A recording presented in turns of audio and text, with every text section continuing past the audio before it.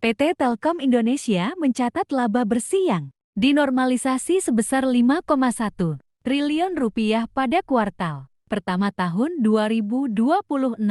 Angka ini turun 3,7% secara tahunan. Penurunan terjadi akibat beban non-operasional. Ada depresiasi sebesar 498 miliar rupiah. Ada juga kerugian investasi di Gotoh sebesar 309 miliar rupiah, serta dampak pajak 180 miliar rupiah. Meski begitu, operasional perusahaan sebenarnya masih solid. Mayoritas pelaku pasar langsung merespons negatif. Analis memotong proyeksi laba bersih hingga 8,9%. Target harga saham Telkom diturunkan dari Rp4.100 menjadi Rp3.900.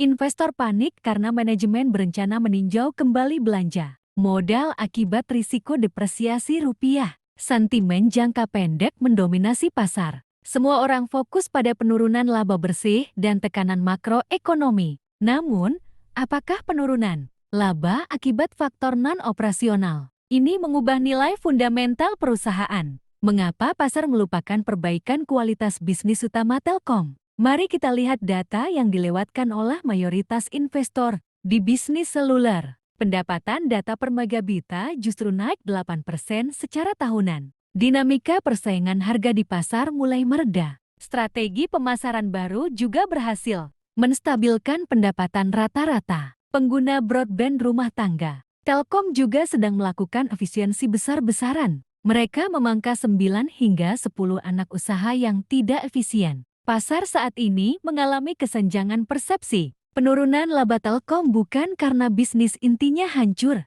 Kerugian Gotoh adalah catatan akuntansi di atas kertas, bukan kerugian operasional tunai. Biaya satu kali tidak mencerminkan kinerja jangka panjang. Realitasnya, efisiensi dan perbaikan harga paket data justru membuat fondasi bisnis Telkom semakin kuat. Secara jangka panjang, saham Telkom saat ini diperdagangkan sangat murah. Valuasinya berada di bawah rata-rata 5 tahun. Ini adalah harga yang salah untuk pemimpin pasar. Lelang spektrum frekuensi baru pada pertengahan tahun ini akan menjadi penggerak pertumbuhan masa depan. Telkom juga menawarkan imbal hasil dividen yang sangat menarik sebesar 7%.